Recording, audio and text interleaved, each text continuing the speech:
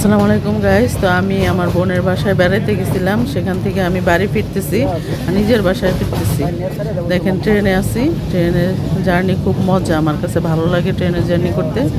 তো কাদের কাছে ভালো লাগে ট্রেনের জার্নি তো কমেন্ট করে জানাবেন। আর ভিডিওটাকে ভালো লাগলে একটা লাইক শেয়ার করবেন, একটা সাবস্ক্রাইব করে দিবেন। আর সবাই ভালো থাকবেন, আমার জন্য দোয়া করবেন। আর বেড়াইতে ভালোই লাগে, নিজের বাসা ছেড়ে অন্যের বাসায় বেড়াইতে ভালোই লাগে। তো কারা এই ঈদে কারা কারা কার বাড়িতে বেড়াইতে গেছেন কমেন্ট করে জানাবেন।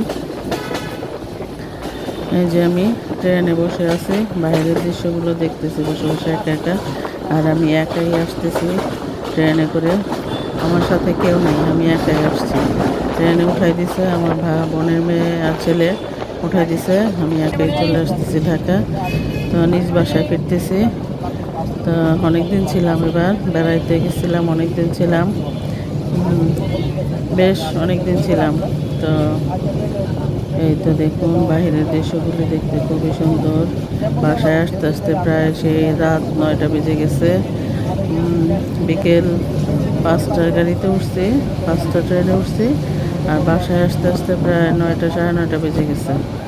তো একাধারে বসেছিলাম, খুবই অস্বস্তি করছিল, পাশে কেউ ছিল না পরিচিত। তো এই তো, ভালো থাকবেন, সুস্থ থাকবেন সবাই, আমার জন্য দোয়া করবেন। আল্লাহ হাফেজ।